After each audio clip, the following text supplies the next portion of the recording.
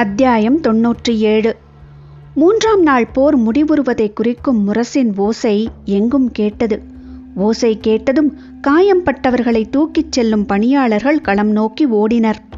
வீழ்ந்து கிடப்பவர்களை எடுத்துச் செல்ல கயிற்றுத் தொட்டிலை தூக்கியபடி இருளிமேட்டிலிருந்து பெரும் கூட்டம் தட்டியங்காட்டுக்குள் இறங்கிய போது திசைவேடரின் மாணவன் வங்கைமான் இருளிமேடு நோக்கி மேலேறிக் கொண்டிருந்தான். நேற்றைக்கு இதே பொழுதில் கபிலரை அடைக்க வந்தவனே இன்றும் வந்தான். வாரிக்கை எனும் கபிலரும் ஒரே இடத்தில்தான் இருந்தனர். போர் முடிவுற்ற நேரத்தின் பதற்றம் எல்லோருக்குள்ளிருந்தும் மேலேறி வந்தது.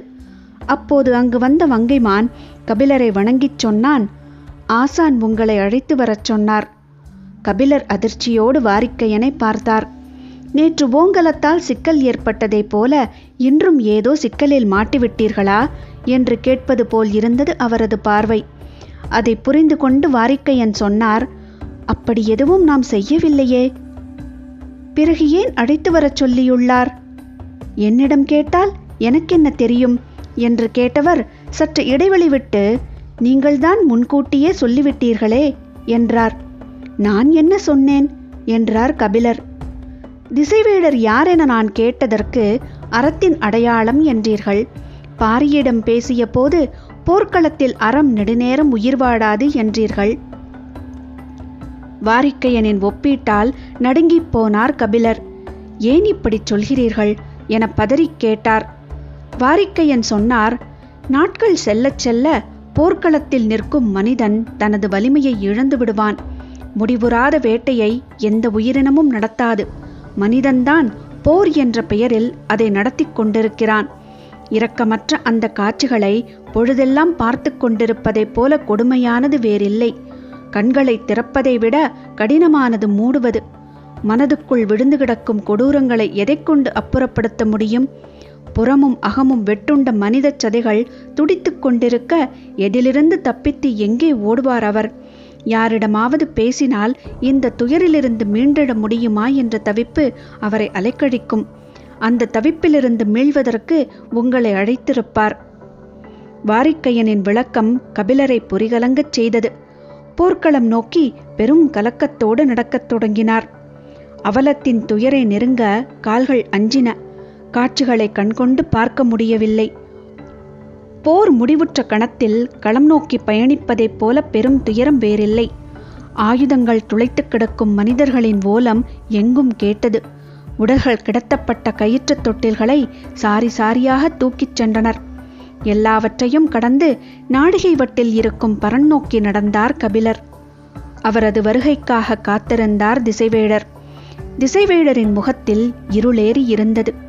என்ன நடந்திருக்கும் என கபிலரால் சிந்திக்க முடியவில்லை. வணங்கியபடி அவர் அருகில் அமர்ந்தார். நிலைமான் கோல் சொல்லியின் உயிர் என கருதப்படும் நாழிகை வட்டிலையும் நாழிகை கோலினையும் என்னிடமிருந்து பிடுங்கி எறிந்தது காற்று என்றுதான் சொல்ல நினைத்தார் திசைவேடர். ஆனால் அவரை அறியாமலேயே முடத்திருக்கண்ணை பற்றிய பேச்சை தொடங்கினார். தவறிழைத்தவன் தண்டனையின் வழியே காட்டிக் கொடுத்த நிலத்தை நாம் தேர்வு செய்திருக்க கூடாதோ என கேட்டார். இப்போது ஏன் இதை கேட்கிறார் என கபிலருக்கு புரியவில்லை. தவறேதும் நடந்ததா என கேட்டார் கபிலர்.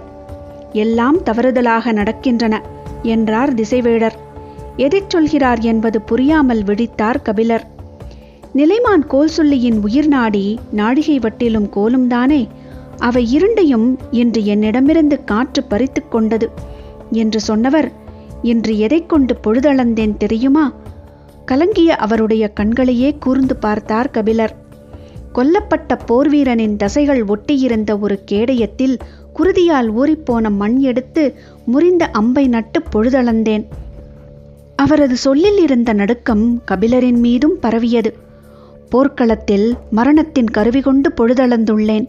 இனி இந்த நிலம் எண்ணி பார்க்க முடியாத மரணத்தை காணும். கவசங்கள் வீரர்களை காத்து நிற்காது. முறிந்த அம்புகளால் நீளும் பொழுது வீரர்களின் குருதியை குடித்துக்கொண்டே இருக்கும். மரணத்தின் அடையாளமே பொழுதென ஆகிவிட்டது. இனி போர்க்களத்தின் பொழுதை மரணமே ஆட்சி செய்யும். திசைவேடரின் சொற்கள் கபிலரை உரையச் செய்தன. இந்த நிலத்தை தேர்வு செய்யும் போது நான் சொன்னது நினைவிருக்கிறதா உங்களுக்கு? நாம் இழைத்த தவறுகளுக்கு தண்டனை இந்த தட்டியங்காடுதான். நமது தலை சாயும் வரையிலும் இந்த நிலம் நம்மை துரத்திக் கொண்டே இருக்கும் என்றேனே. ஆம் என தலையசைத்தார் கபிலர். துரத்திச் செல்லும் இடைவெளியை கூட இந்த நிலம் வழங்காது என நினைக்கிறேன். இந்த நிலத்திலேயே நானும் சாய்ந்து விடுவேன். முடத்திருக்கண்ணின் உயிர் பிரியும் போது அவனிடைத்த தவறுக்கான தண்டனை என நினைத்தேன். எனது உயிர் பிரியும் போதும் அதையே நினைப்பேன் என்றவர் நின்று கொண்டிருக்கும் பரன் கம்பங்களை கைகளால் தொட்டபடி, எனது வாழ்வின் பொழுதை இந்த பரன் அளந்து கொண்டிருக்கிறது கபிலரே. எந்த கணமும் அளவை முடியலாம்.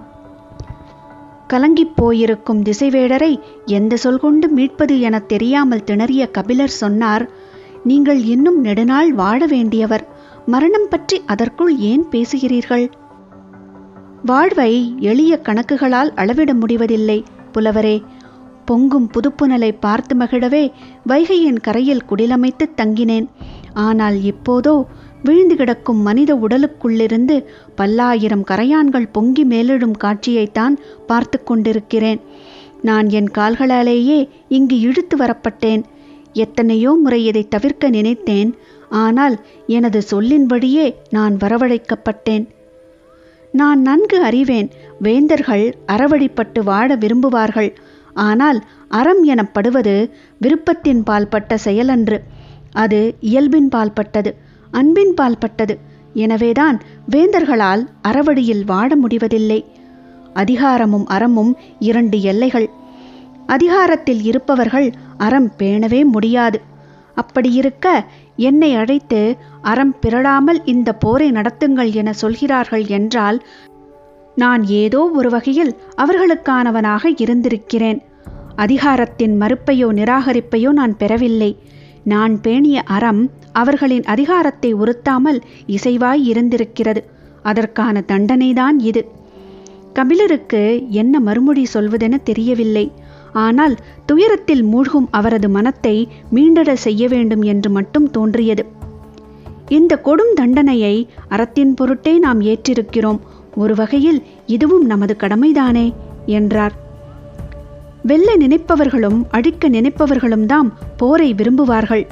வாழ நினைப்பவர்கள் வேறு வழியின்றி அந்த போரை எதிர்கொள்கின்றனர்.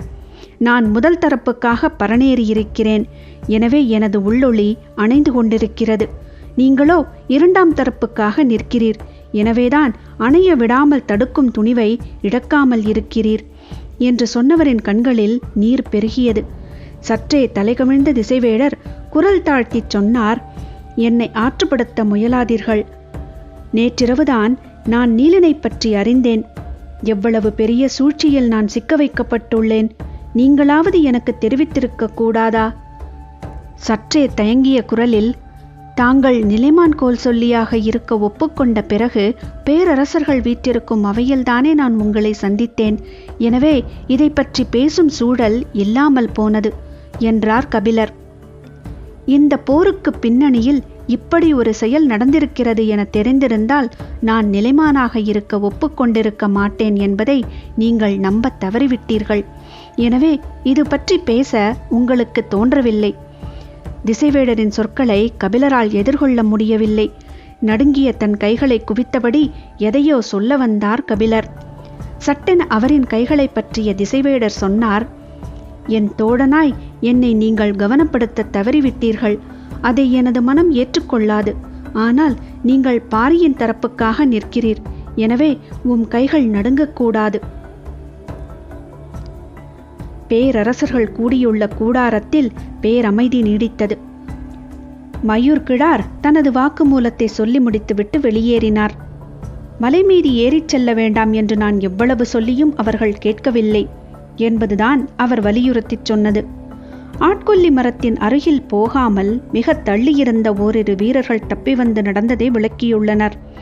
வேந்தர் படையின் 2 தளபதிகள் இன்றைய போரில் இறந்துள்ளனர். அதே நேரம் பரம்பின் தரப்பு தளபதிகளான கூடையனும் வேட்டூர் படையனும் கொல்லப்பட்டுள்ளனர்.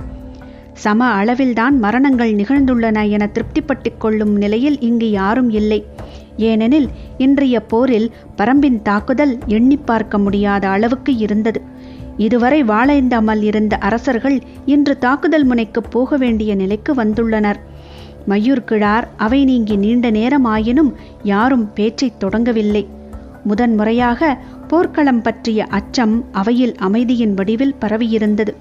இரு தளபதிகளின் மரணம் கூட பாதிப்பை ஏற்படுத்தவில்லை. மாறாக பரம்பின் போர் முறைகள் விடையறிய முடியாத கேள்விகளாக இருந்தன. காற்றின் வீச்சும் போக்கும் அம்பை இழுத்துச் செல்லும் அல்லது மறைத்து சாய்க்கும், வலுவிழக்கச் செய்யும்.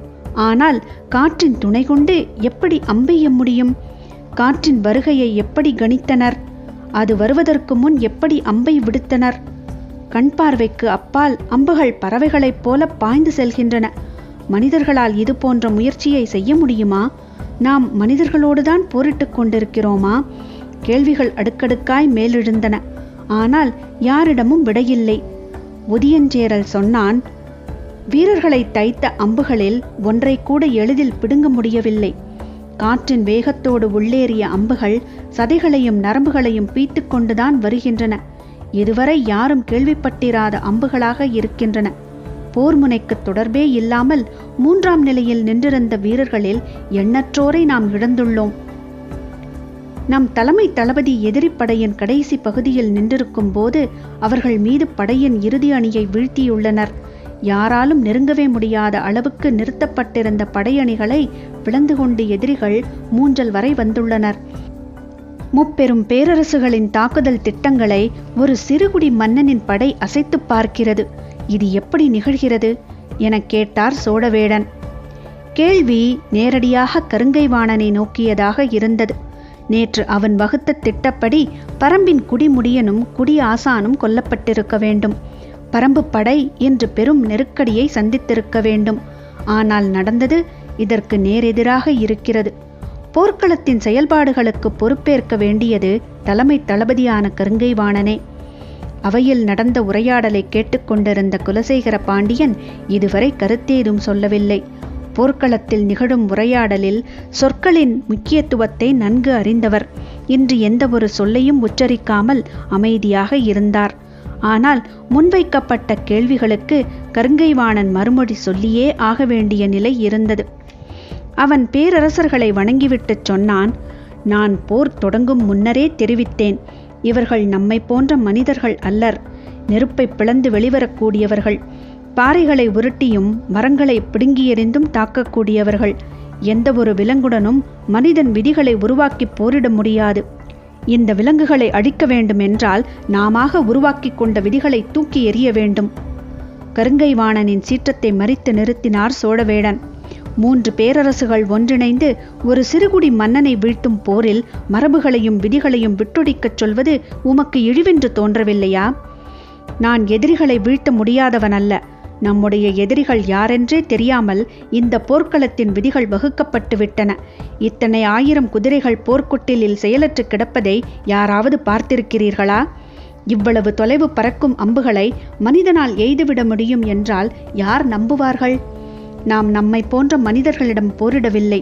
விலங்கு குணமேறிய காட்டு மனிதர்கள், தீய குணமும் அதீத ஆற்றலும் கொண்ட கூட்டம் அது. அவர்களால் நமது அறிவு புலனுக்கு எட்டாத பலவற்றை செய்ய முடியும். எனவேதான் நான் மீண்டும் மீண்டும் கூறுகிறேன், இந்த போரை வழக்கப்படி நடத்தக்கூடாது. ஒரே நாளில் முழுமுற்றாக முடிவுக்கு கொண்டு வர வேண்டும். ஒரே நாளிலா? எப்படி என கேட்டார் சோழவேடன். நம்மிடம் இருக்கும் அனைத்து விதமான ஆயுதங்களையும் நஞ்சேற்றி எதிரிகளின் மொத்தப்படையையும் தாக்க வேண்டும். சிறிய வாய்ப்பு கூட தரக்கூடாது. தாக்கப்பட்ட ஒருவன் கூட குற்றுயிராக வேணும் போர்க்களம் நீங்கி இரளிமேட்டில் கால் பதிக்கக்கூடாது. ஒரு பகலில் முழுமுற்றாக பரம்பு படை அழித்தொழிக்கப்பட வேண்டும். மிச்சம் வைக்காமல் அழித்தால் மட்டுமே நாம் தட்டியங்காட்டை விட்டு வெற்றியோடு வெளியேற முடியும். கருங்கைவாணன் முடிக்கும் முன் சோழவேடன் சொன்னார், எதிரி குறித்து தலைமை தளபதிக்கு இவ்வளவு பதற்றமா? சோழ பேரரசருக்கு தெரிவித்துக் கொள்கிறேன், எனது பதற்றம் அவர்கள் வெல்ல முடியாதவர்கள் என்பதால் அல்ல, நாம் எண்ணிலடங்காத வீரர்களை இழந்து கொண்டிருக்கிறோம் என்பதால்தான்.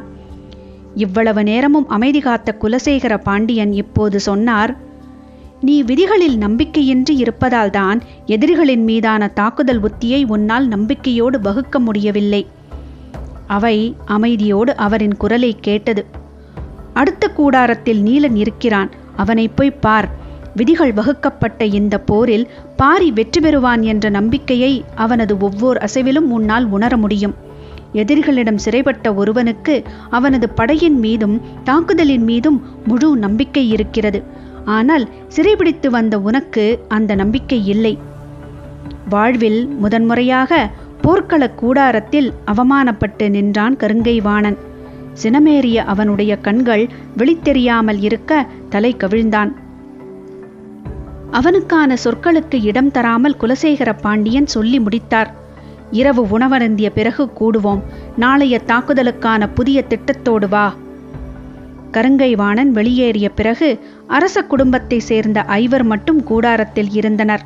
வெளிப்படையாக எல்லாவற்றையும் பேச முடியாத நிலை மூவேந்தருக்கும் இருந்தது. தந்தை சோழவேடன் கருங்கை வாணனை கடும் சொற்கள் கொண்டு பேசியது சரியன்று என செங்கனச்சோழனுக்கு தோன்றியது. ஆனால் புதிய விற்பனின் எண்ணம் வேறு மாதிரி இருந்தது. தந்தை குலசேகர பாண்டியன் இப்படி பேசியதுதான் சரி.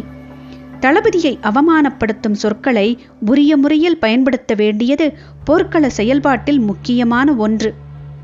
தளபதியானவன் வேட்டை விலங்கின் சீற்றம் குறையாமல் போரை வழிநடத்திச் செல்ல வேண்டும். எதிரிகளை வீழ்த்த முடியாததற்கு அவனிடம் தெளிவான காரணங்கள் இருக்கக்கூடாது.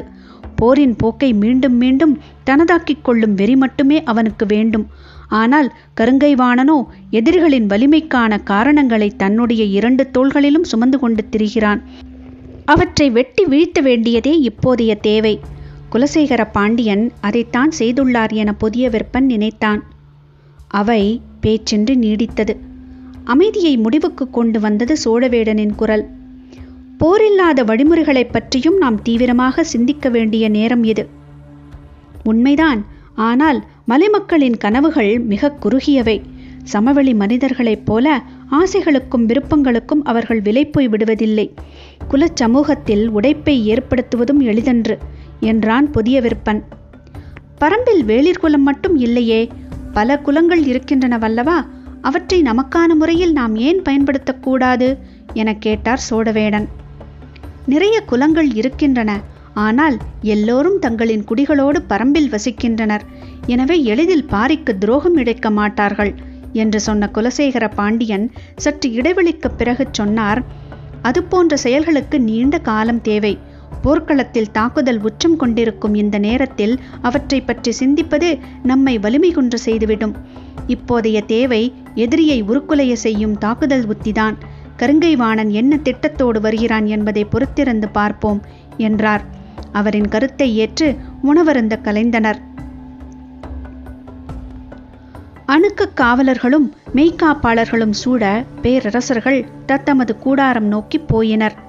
காக்கு வீரர்கள் அணிவகுக்க உதியஞ்சேரல் அவனது கூடாரத்துக்குள் நுழைந்தான். மூஞ்சல் நோக்கி பாய்ந்து வந்த எதிரிகளின் தாக்குதல் வேகம் அவனது மனக்கண்ணை விட்டு எளிதில் அகலவில்லை. பரம்போடு அதிகமான போர்களை நடத்தியது சேரர் குடிதான். எனவே அவனால் முன்னர் நடந்த போர்களின் தன்மைகளோடு ஒப்பிட்டு பார்க்க முடிந்தது. பரம்பு வீரர்களின் தாக்குதல் இந்த போரில் பல மடங்கு வலிமை கொண்டுள்ளதாக தோன்றியது. மூவேந்தர்களின் கூட்டுப்படையின் எண்ணிக்கை யாரும் நினைத்து பார்க்க முடியாதது. ஆனால் அவற்றையெல்லாம் அவர்கள் ஒரு பொருட்டாகவே நினைக்கவில்லை. போரின் 3ஆம் நாளிலேயே அவர்கள் மூஞ்சலை நெருங்கிவிட்டார்கள். இனி அவர்களின் வேகம் மேலும் அதிகமாகும். நமது தரப்பில் வலிமையான படையை கொண்டுள்ளோம். ஆனால் நம்மிடம் சரியான திட்டங்கள் இல்லை என்ற எண்ணத்தோடு உணவருந்த அமர்ந்தான் உதியஞ்சேரல். அப்போது காவல் வீரன் உள்ளே வந்து வணங்கிச் சொன்னான், சோழ பேரரசர் தங்களை காண வந்துள்ளார். உதியஞ்சேரல் எழுந்து வாயில் நோக்கி வருவதற்குள் 3 கோலை நகர்த்தி உள்நுழைந்தான் செங்கனச்சோழன். இருவரும் உணவருந்தியபடியே பேசத் தொடங்கினர். புதிய விற்பனை தனது கூடாரத்துக்கு உணவருந்த அழைத்து வரச் சொன்னார் குலசேகர பாண்டியன். தந்தையின் திடீர் அழைப்பு வியப்பை ஏற்படுத்தியது. எதற்காக அழைத்திருப்பார் என்ற சிந்தனையுடனேயே கூடாரத்துக்குள் வந்தான் புதிய விற்பன். உணவருந்திக் கொண்டிருந்த குலசேகர பாண்டியன் எதிரில் வந்து நிற்கும் புதிய விற்பனிடம் கேட்டார், நான் கருங்கை வாணனை கடும் சொற்களால் பேசியது ஏனென உன்னால் புரிந்து கொள்ள முடிந்ததா? புரிந்தது தந்தையே. தாக்குதல் உத்தியில் இன்னும் நமது ஆற்றல் முழுமையாக வெளிப்படவில்லை என்பதால். புதிய விற்பன் சொல்லி முடிக்கும் முன் குலசேகர பாண்டியன் கூறினார், இல்லை, அவன் இதுவரை சரியான உத்திகளைத்தான் வகுத்துள்ளான். ஆனால் அவற்றையெல்லாம் எதிரிகள் எளிதில் தகர்க்கிறார்கள். தந்தையின் பேச்சு புதிய விற்பனுக்கு சற்றே அதிர்ச்சியை கொடுத்தது. ஆனால் அதை நாம் அவையில் ஏற்றுக்கொண்டால் போரை வழிநடத்தும் நமது தலைமை திறன் மீது மற்ற இரு பேரரசுகளுக்கும் நம்பிக்கை பொய்க்கத் தொடங்கும். அதனால்தான் கருங்கைவாணன் பின்பற்றும் உத்தியை குறை சொல்லாமல் அவன் கொண்டிருக்கும் கருத்தின் மீது தாக்குதல் தொடுத்தேன். பொதியவெற்பன் வாயடைத்து நின்றான். மற்ற இரு பேரரசுகளுக்கும் பரம்பை வெல்ல வேண்டும் என்ற ஒற்றை நோக்கம்தான் இருக்கிறது. ஆனால் நமக்கு இருப்பதோ அந்த ஒற்றை நோக்கம் மட்டுமல்ல. குலசேகர பாண்டியன் குரலின் வழியே போரின் ஆழம் வெளிப்படத் தொடங்கியது. குலசேகர பாண்டியன் தொடர்ந்தார். மற்ற இரு பேரரசுகளும் முதன்முறையாக நமது தலைமையை ஏற்று வந்துள்ளனர். இந்த நிலையை பாதுகாக்க வேண்டும். அது பரம்பை வெல்வதை விட முக்கியத்துவம் வாய்ந்தது. அதே நேரத்தில் பரம்பை வெற்றி கொள்ளும் உத்தியின் வழியேதான் நம்மீதான அவர்களின் நம்பிக்கையை இறுக கட்ட முடியும். போரின் முழு பரிமாணமும் குலசேகர பாண்டியனின் வார்த்தையில் விரிந்தது. போர்க்களம் உருவாக்கும் நம்பிக்கை அல்லது நம்பிக்கையின்மையை தனது பேச்சு மற்றும் கண்ணோட்டத்தின் வழியே தலைகீழாக மாற்ற வேண்டிய ஆற்றல் முக்கியமானது. உண்மையில் போர் தலைமையேற்பவர்களின் மனநிலையை வழிநடத்துவதில்தான் நிலை கொள்கிறது. குலசேகர பாண்டியன் தனித்து நடத்தி கொண்டிருக்கும் பெரும் போரை விரிந்த கண்களின் வழியே பார்த்து கொண்டிருந்தான் பொதியவெற்பன். போரின் போக்கு பற்றி என்ன நினைக்கிறீர்கள்? செங்கனச்சோழனின் கேள்விக்கு உடனடியாக பதில் சொன்னான் உதியஞ்சேரல். நம்மால் நினைத்து பார்க்க முடியாதபடி போரின் போக்குகளை அவர்கள் உருவாக்குவார்கள். என் தந்தையின் காலம் தொட்டு எத்தனையோ தாக்குதல்களை பரம்பின் மீது நடத்தியிருக்கிறோம். ஆனால் அப்போதெல்லாம் இல்லாத பேராற்றல் இப்போது பரம்பு வீரர்களிடம் வெளிப்படுவதை காண்கிறேன். காரணம்? பாரி இறங்கி வந்து போரிட வேண்டும் என்பதற்காக நாம் கடைபிடித்த உத்தி தவறானது என நினைக்கிறேன். அளவுக்கு அதிகமாக சினம் கொள்ளும்படி அவர்களை நாம் சீண்டிவிட்டோம் என தோன்றுகிறது. அப்படியா நினைக்கிறீர்கள்? ஆம். குகைக்குள் இருக்கும் விலங்கை வெளியேற்ற அதன் குட்டியை தூக்கி வரக்கூடாது. அது வெளியேற்றும் செயலன்று, வெறியேற்றும் செயல். நாம் அதை செய்துவிட்டோம். இதை எதிர்கொள்ள என்ன வழி? கருங்கைவாணன் சொல்வது போல ஒரே நாளில் நஞ்சாயுதங்களை கொண்டு பெரும் தாக்குதல் நடத்துவதுதான் பயன் கொடுக்கும் என நினைக்கிறேன். வேறு வழியே இல்லையா? எனக்கு தெரிந்து வேறு வழியேதும் இல்லை. உங்கள் தந்தை கூறியதைப் போல் போர் அல்லாத வழிமுறையை பற்றி பேச இது நேரம் அல்ல. குலசேகர பாண்டியன் கூறியதைப் போல எண்ணற்ற குலங்கள் பரம்பில் இருந்தாலும் அவர்கள் அனைவரும் தங்கள் குடிகளுடன் தாம் இருக்கின்றனர். எனவே அவர்களை பயன்படுத்தி கொள்ளும் வாய்ப்பேதும் இல்லை. இதை பற்றி பேசுவதற்காகத்தான் நான் வந்தேன் என்றான் செங்கனச்சோழன். இதை பற்றி பேச வேறென்ன இருக்கிறது என்று சற்றே வியப்போடு உதியஞ்சேரல் பார்த்தான். செங்கனச்சோழன் சொன்னான், குடிகள் அல்லாத குலத்தவர்களும் அங்கு உள்ளனர். வாய்ப்பே இல்லை. பரம்பை தொடர்ந்து கவனித்தும் அறிந்தும் வருபவர்கள் நாங்கள். குடிகளின்றி குலத்தவர்கள் மட்டும் அங்கு இருக்க வாய்ப்பேதும் இல்லை. செங்கனச்சோழன் வலது கையில் பிடித்திருந்த ஊன்றுகோலை மெல்ல திருகியபடி கரும்பாக்குடியை பற்றி சொல்லத் தொடங்கினான். இந்த போரில் வரையறுக்கப்பட்ட விதிகளின்படி வெற்றி கொள்ளும் வாய்ப்பை கருங்கைவாணனுக்கு வழங்குவேன் என்றார் குலசேகர பாண்டியன். விதிகளின்படி போரிட்டு வெற்றி கொள்வது மிக கடினம் என தெரிந்தும் அந்த வழியே தொடர்ந்து முயல்வது நமக்குத்தானே இழப்புகளை அதிகமாக்கும். ஏன் மாற்று வழிக்கு நீங்கள் அனுமதி தர மறுக்கிறீர்கள் என்றான் பொதியவெற்பன். எது சிறந்த மாற்று வழி என்பதை நான் அறிவேன். எனவே அதற்கான முயற்சியை நான் செய்துள்ளேன். ஒருவேளை நான் பின்பற்றும் வழியும் தோல்வியடைந்தால் மூன்றாவதாக கருங்கைவாணன் சொல்லும் நஞ்சு தாக்குதலுக்கு அனுமதி வழங்குவேன். குலசேகர பாண்டியனின் சொல் கேட்டு அசைவற்று நின்றான் பொதியவெற்பன்.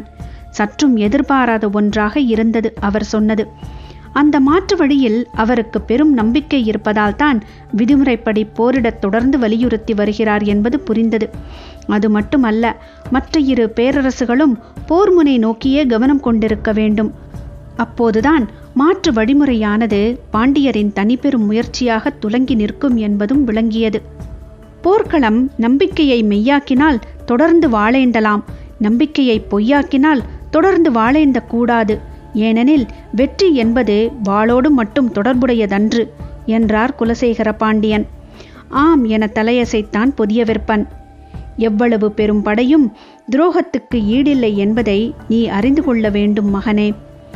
போர்க்களம் கடந்து வெற்றி நோக்கி மாற்றுப்பாதை ஒன்றை கண்டறிந்த தந்தையின் சொற்கள் அளவற்ற மகிழ்வை கொடுத்தன. பெரும் தயக்கத்தோடு மெல்ல கேட்டான். அந்த பாதை என்ன தந்தையே? அந்த பாதை என்ன என்பதையும் அதில் பயணிக்கப் போகிறவர் யார் என்பதையும் நீ தெரிந்து கொள்ள வேண்டும் என்பதற்காகத்தான் உன்னை வரச் சொன்னேன். கரும்பாக்குடியின் மொத்த கதையையும் சொல்லி முடித்தான் செங்கனச்சோழன். ஏறக்குறைய உறைந்த நிலையில் அதை கேட்டுக்கொண்டிருந்தான் உதியஞ்சேரல். பொருத்தமான மனிதர்கள் மூலம் அவர்களுடன் பேசிக்கொண்டிருக்கிறேன். விரைவில் நல்ல செய்தி வரும். அடைக்கலம் தந்த பாரிக்கு எதிராக அவர்கள் எப்படி என்று உதியஞ்சேரல் சொல்லி முடிக்கும் முன் செங்கனச்சோழன் சொன்னான், கரும்பாக்குடியின் குலத்தலைவர்கள் தாம் அங்கு இருக்கின்றனர். அந்த குடிகள் அனைவரும் எம்முடைய நாட்டில்தான் இருக்கின்றனர். நமக்காக இல்லாவிடினும் அவர்கள் குலம் காக்கவாவது நாம் சொல்வதை செய்வார்கள்.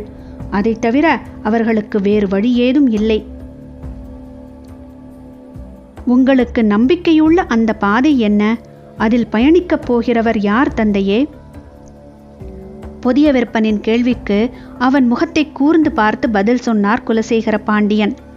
அந்த பாதையில் பயணிக்கப் போவது உன் மனைவி பொற்சுவை. தடுமாறி நின்றான் புதிய விற்பன். போர்க்களம் வந்து இத்தனை மாதங்கள் கழித்து தந்தை தன்னை தனியே அழைத்து பேசுவதன் காரணம் இப்போதுதான் புரியத் தொடங்கியது. குலசேகர பாண்டியன் சொன்னார், அவள் அமைதி வேண்டி பாரியை காண திட்டம் வகுத்திருக்கிறாள். போரில் பங்கெடுக்காத வெங்கல் நாட்டின் 6 ஊர்களை கொண்டு அந்த செயலை செய்ய முயல்கிறாள். எனது கணிப்புப்படி விரைவில் அவள் பாரியை காண்பாள். அந்த நாளில் நாம் நினைத்தது நடக்கும். தந்தையை இமைக்காமல் பார்த்து கொண்டிருந்தான் புதிய விற்பன்.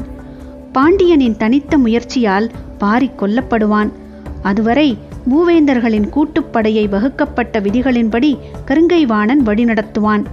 அறம் பிறடாத போரின் சான்றென பரண்மேல் நின்றிருப்பார் திசைவேடர். தட்டியங்காட்டின் வெற்றி பாண்டிய பேரரசின் தனிப்பெரும் வெற்றியாக நிலைகொள்ளும். பெருவேந்தன் குலசேகர பாண்டியனின் திட்டம் இப்போதுதான் புதிய விற்பனுக்கு புரியத் தொடங்கியது.